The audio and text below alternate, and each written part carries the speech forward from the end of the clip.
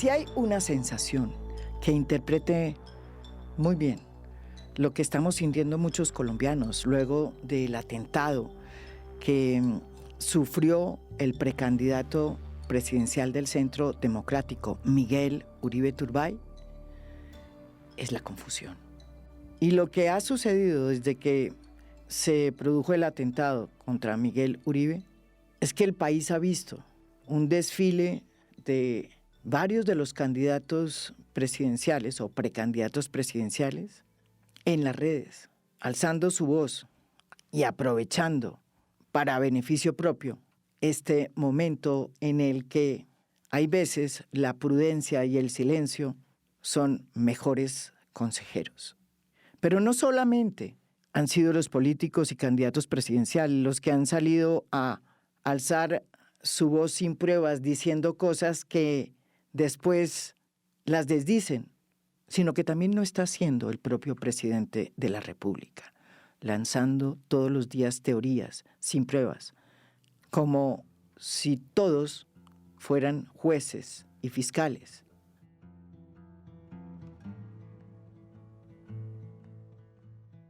Si no fuera porque estamos ante un atentado que tiene en vilo la vida de un senador de oposición, lo que vamos a relatar a continuación podría ser el guión de una pieza teatral propia del teatro del absurdo, en el que a través de situaciones anormales y de diálogos que se repiten y de personajes que parecen desorientados, pues se cuestiona el sentido de la vida y de su existencia.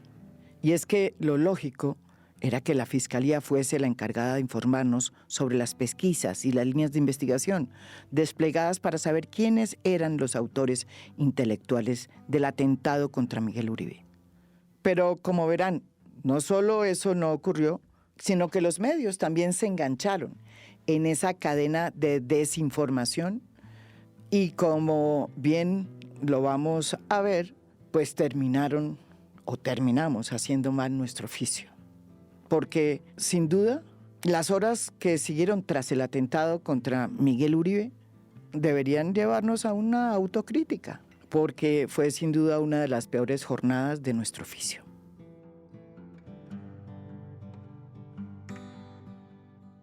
La primera en salir al ruedo fue la candidata de la derecha, Vicky Dávila, luego de que el presidente de la República, a medianoche del 7 de junio, día del atentado, salió en una alocución en la que, si bien hizo un llamado a la convivencia y al respeto por el otro, terminó divagando e insinuó ya al final que quienes estaban detrás del atentado criminal seguían los mismos patrones de los crímenes que contra los dirigentes de la política colombiana se cometieron en los 80 y los 90.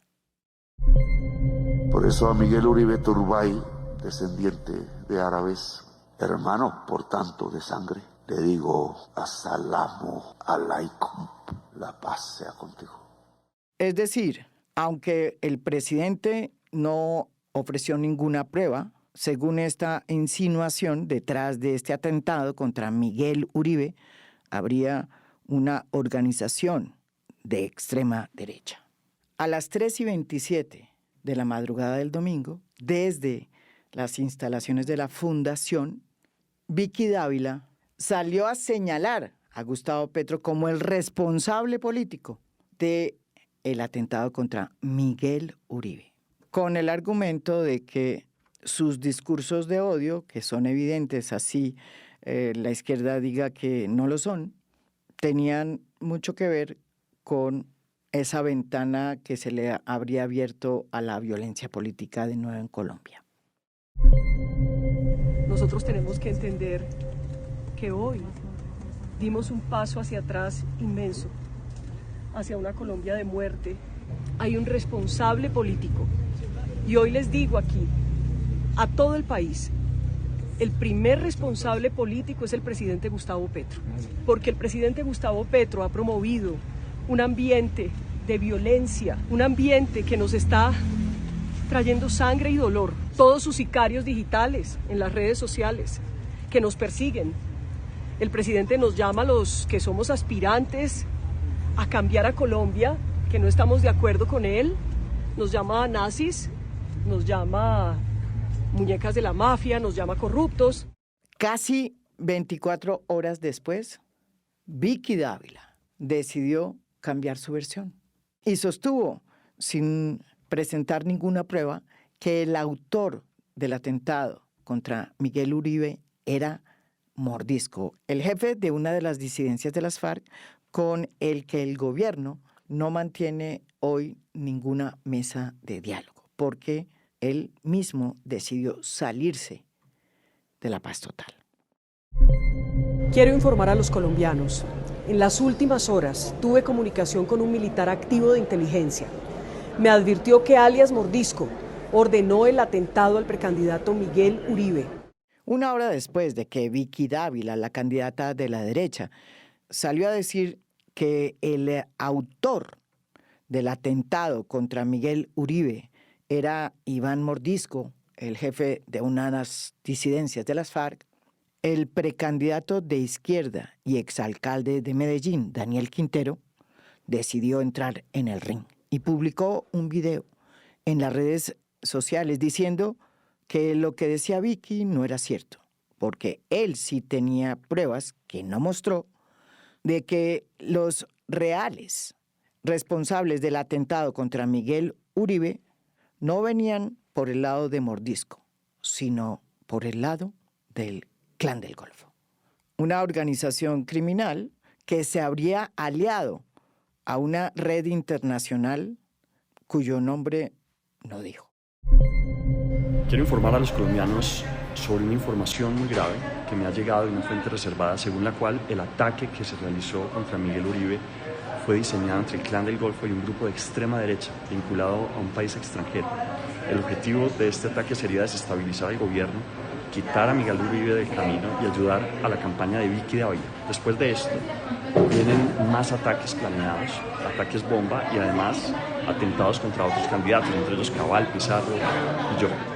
Lo que vino después fue una pelea virtual que mantuvo la atención, que concentró la atención de los medios, otros de los grandes responsables de la confusión, porque les pareció que esta pelea producía más clics que la de investigar y de informar con fuentes seguras sobre lo que realmente había sucedido y cómo había sucedido.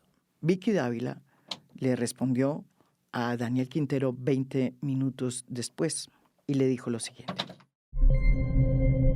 Daniel Quintero no tiene perdón de Dios. Infame, hace parte de la banda de los sin alma. Una hora después, Daniel Quintero le contestó esto. Vicky Dávila, ¿cómo le llamas a gritar fuera Petro al frente de la clínica donde Miguel Uribe lucha por su vida? Por la noche del 9 de junio, el presidente también exhibió de nuevo una teoría distinta a la que había insinuado en su alocución inicial.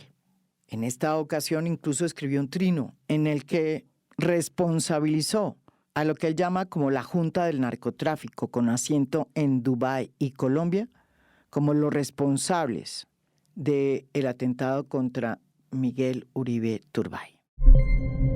Dentro de la Junta del Narcotráfico con asiento en Dubái y Colombia están las personas que yo mostré con nombre propio al país y que busqué su captura y puesta en manos de la justicia. Uno ya lo dejaron libre. Los albaneses compran la cocaína de la frontera con el Catatumbo, en el occidente de Colombia usando el puerto de Buenaventura y Ecuador. Todos son miembros de la Junta del Narcotráfico con asiento en Italia y Dubái. El Clan del Golfo y Mordisco están articulados a la Junta.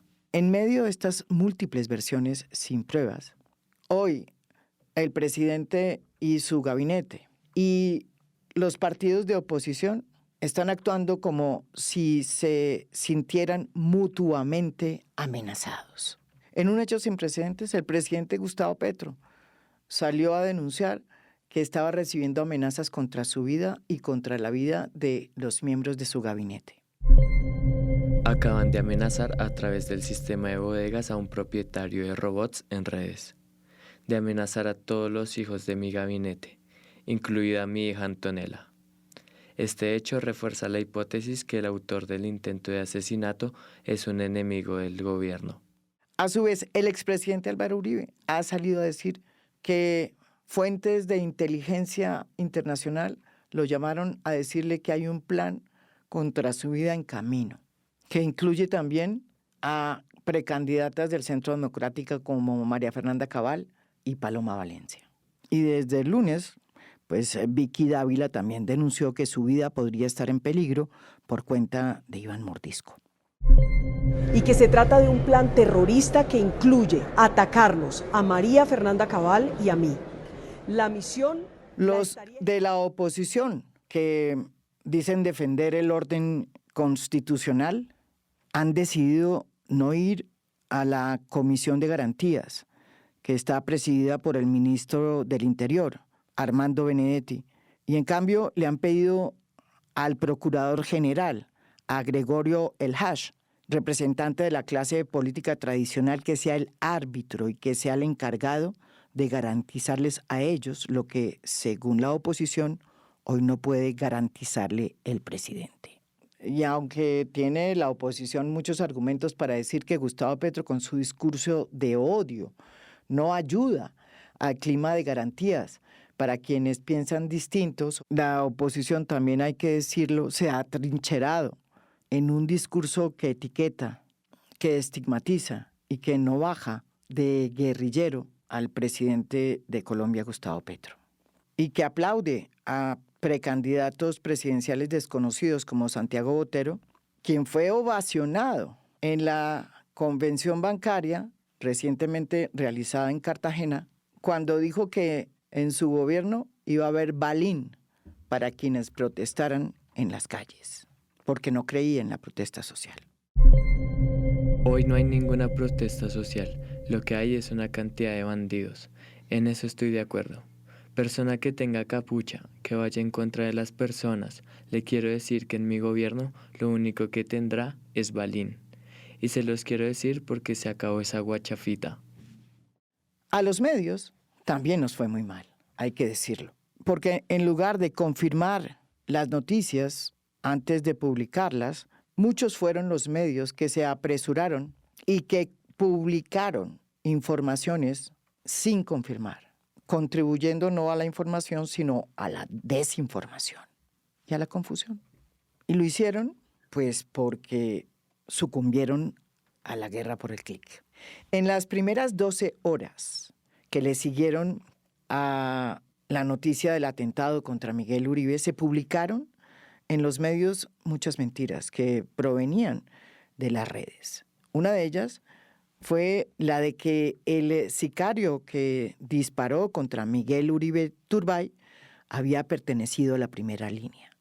Eso, como bien lo determinó Colombia Check, es falso. Lo que sí es cierto es que quien disparó contra Miguel Uribe sí perteneció, o por lo menos formó parte por algún tiempo, de un programa que ha desplegado el gobierno de Gustavo Petro que se llama Jóvenes en Paz, diseñado para asistir y ayudar precisamente a jóvenes problemáticos, con el fin de que se alejen de la ilegalidad y puedan encontrar oportunidades para evitar que se conviertan en los futuros criminales. Medios como Caracol Televisión, Caracol Radio difundieron pantallazos de unos chats que habían sido difundidos en las redes y que se hicieron virales, en los que supuestamente el sicario que habría atentado contra el precandidato presidencial Miguel Uribe Turbay hablaba con otra persona sobre las instrucciones para el ataque. Según Colombia Check, en realidad estas capturas de pantalla se relacionan con otro hecho en Medellín, ocurrido incluso antes del atentado contra Miguel Uribe, en el que capturaron a jóvenes presuntamente relacionados con el hurto de vehículos. Cuando se conoció que eran falsos por cuenta de Colombia Check, Caracol Radio y Caracol Televisión decidieron sacarlos del aire. Sin embargo, según Colombia Check, los pantallazos del falso chat del atacante de Uribe, que fueron publicados entre el sábado en la noche y la mañana del domingo por Noticias Caracol y las redes de la cadena radial Caracol Radio, superaron en un tuit el 500.000 de vistas. Y aunque estos medios que las publicaron decidieron, como bien lo dijimos, retirarlas de su información, hasta el sol de hoy siguen siendo base para varias declaraciones de políticos y de dirigentes que las usan todavía para llegar a conclusiones, a pesar de que son falsas. Pero también se registraron muchísimas noticias falsas en las redes, que si bien no fueron retomadas por medios de comunicación, pues sí empezaron a crear una realidad virtual. Un video en X supuestamente mostró al senador Miguel Uribe Turbay saliendo del quirófano tras el atentado y la publicación alcanzó cerca de 1.9 millones de vistas. Pero sobre todo lo que hubo fue un cubrimiento en el que no hubo mucho respeto por la víctima, porque se publicó hasta su radiografía craneal. Hoy no es momento de gritar en las redes, ni de lanzar teorías sin pruebas que estigmatizan al otro, sino un momento de reflexión. Pero sobre todo, los políticos no pueden salir como si este país no hubiera vivido lo que vivió y lanzarse a las redes a aprovechar para su causa política este momento.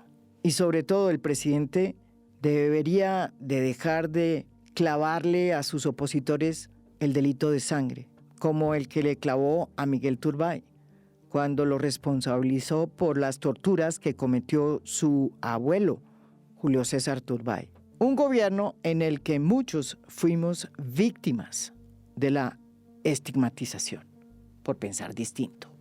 Los medios tenemos también que reflexionar sobre lo que hicimos en la jornada fatídica que le siguió al atentado contra Miguel Uribe. Porque como lo dijo 070, nos pasamos por la faja los mínimos marcos éticos con que debemos informar en este oficio. Y cuando eso sucede, como bien lo advierte 070, no solo se hace un mal trabajo, sino se pavimenta el camino a la violencia política. En medio de tantas voces de políticos que salieron a aprovecharse de este momento fatídico y de un presidente que divaga y cuenta historias, nos habla de Hegel y lanza hipótesis sin pruebas sobre los posibles autores intelectuales del atentado que ayudan aún más a la confusión, yo me quedo con la posición de Paloma Valencia, precandidata por el Centro Democrático, quien escribió una columna al periódico El Tiempo, titulada El abismo de la violencia. Y así comienza. La bala la dirigieron contra Miguel, pero nos pega a todos. Debe pegarnos. Es un atentado contra la democracia, contra Colombia. He tratado de hacer una pausa, de guardar silencio. 3 amaneceres donde tengo la impresión de que los colores de nuestro país desaparecieron. Una punzada en el pecho, un vacío inmenso, como si el abismo que como nación hemos venido esquivando, de pronto dejara de estar a nuestro lado para situarse al frente. Pero sobre todo me quedo con esta frase. La paz, dice Paloma Valencia, solo se construye cuando estamos claros de que de un lado estamos los demócratas de todas las fuerzas políticas y de todas las ideologías, agrego yo, y del otro, los violentos. Esa línea entre los violentos y los demócratas es la única manera de no caernos al abismo. Y no podemos dejarnos llevar por el odio, por la venganza.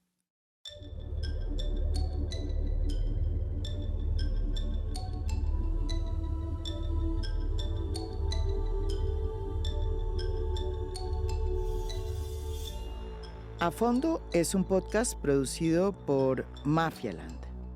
Producción general, Beatriz Acevedo. Producción de audio, Juan Felipe Rojas. Música original del maestro Óscar Acevedo. Nos pueden escuchar también en mi canal de YouTube. Gracias por escuchar. Soy María Jimena Duzán.